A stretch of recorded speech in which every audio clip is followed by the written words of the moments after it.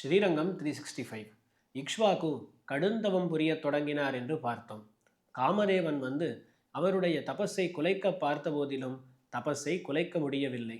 காமதேவன் ஸ்வர்கலோகத்துக்கு திரும்பி சென்று விட்டான். அங்கே இந்திரனுக்கு நடந்ததையெல்லாம் அறிவித்தான். இந்த பக்கம் இக்ஷ்வாகு தபஸு புரிந்து கொண்டிருந்தார். இந்திரன் ஐராவதத்தின் மேல் ஏறி இவருடைய தபஸை குலைப்பதற்காகன்னு வந்து சேர்ந்தான். அப்பொழுது இந்திரன் வருவதை பார்த்த இக்ஷ்வாகு உடனடியாக வரவேற்று அவருக்கு செய்ய வேண்டிய பூஜைகளை எல்லாம் செய்கிறார். அந்த சமயத்தில் இந்திரன் மிகவும் கோபம் கொள்கிறான்.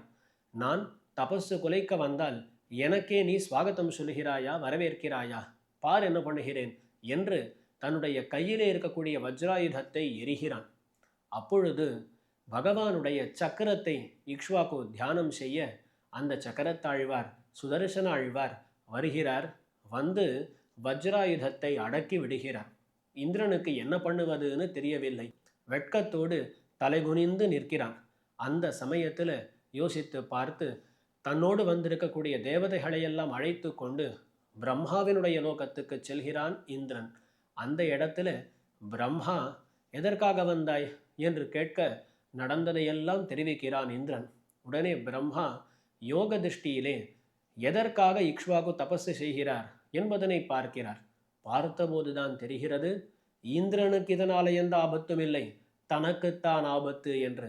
இந்த ஸ்ரீரங்க விமானத்தை அயோத்தியைக்கு அழைத்து செல்ல வேண்டும் என்றுதான் கடுந்தவம் புரிகிறான் என்று புரிந்து கொள்கிறார் பிரம்மா. ஓனு அழுகிறார், மயக்கம் போட்டு விழுகிறார்.